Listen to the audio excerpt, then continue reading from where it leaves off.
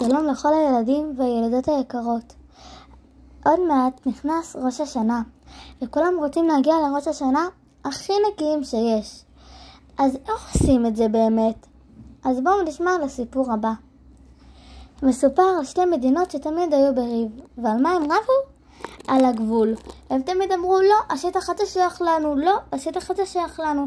תמיד היו ככה בריב, ואף פעם לא הסתדרו. עד שהם החליטו שהם יעשו את הגבול באמצע עיר של יהודים. למדינה אחת יהיה את כל הבתים של היהודים, ולמדינה השנייה יהיה את כל בית הקברות של היהודים.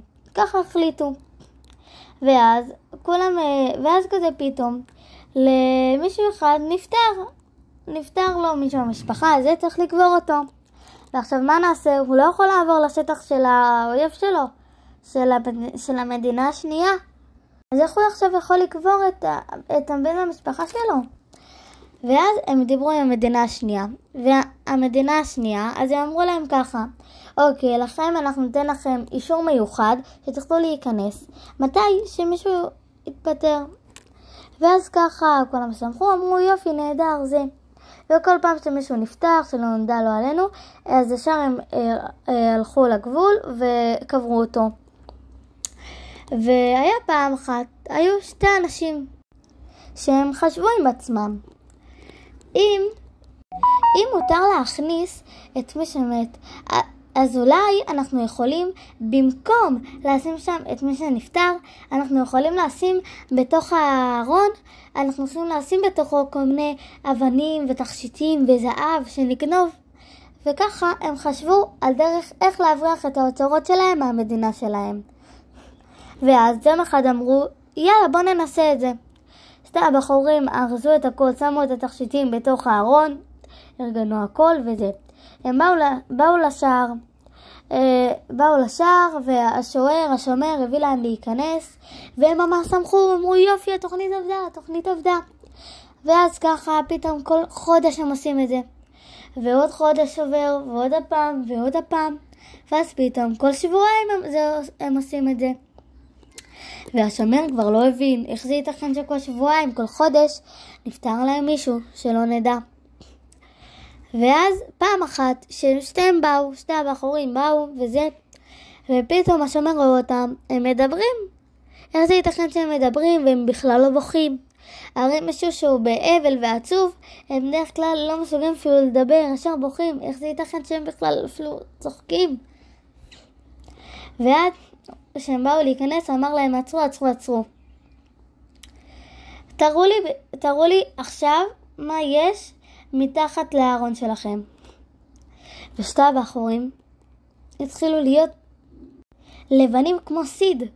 הם כל כך פחדו, אמרו, למה? אנחנו לא יכולים להראות לך, סליחה. זה כדי, אצלנו היהודים, יש לנו מנהג. התחילו לבלבל את השכל, ואמרו לו כל מיני תירוצים. אמרו לו ככה: אצלנו ליהודים יש מנהג שכדי לכבד את מי שמת, אז אסור להוציא את הכיסוי על הארון.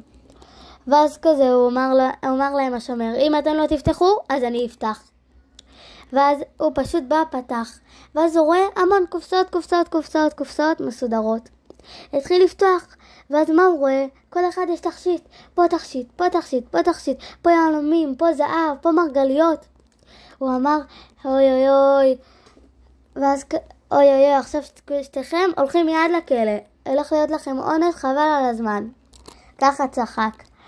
ושתיהם ישר בחו, התחננו אליו, בבקשה, תרחם עלינו, תרחם. ואז אתם יודעים מה הוא ענה לו? הוא ענה להם: אם אתם הייתם בוכים מההתחלה, יכול להיות שעכשיו כל זה לא היה קורה.